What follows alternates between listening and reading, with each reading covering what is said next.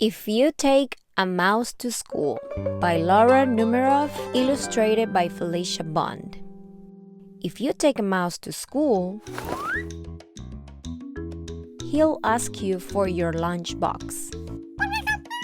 When you give him your lunchbox, he will want a sandwich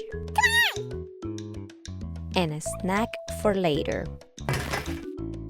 Then he will need a notebook and some pencils. He will probably want to share your backpack too. When you get to school, he'll put his things in your locker and take a look around. He might do a little math and spell a word or two. He'll even try a science experiment. Then he'll need to wash up. You'll have to take him to the bathroom. Once he's nice and clean,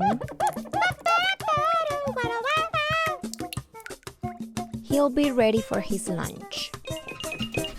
On the way to the lunchroom, he'll see some building blocks. He will build a little mouse house and make some furniture out of clay. Then he'll need some books for his bookshelf. He'll start by writing on one of his own, so he'll need a lot of paper.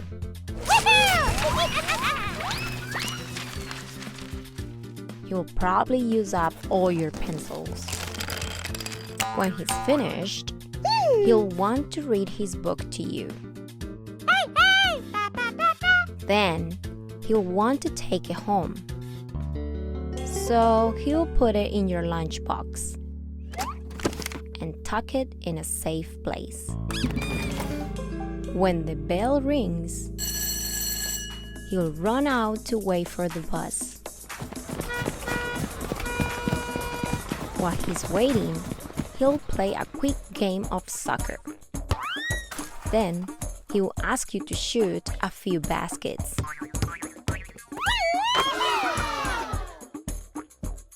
And do a little skateboarding.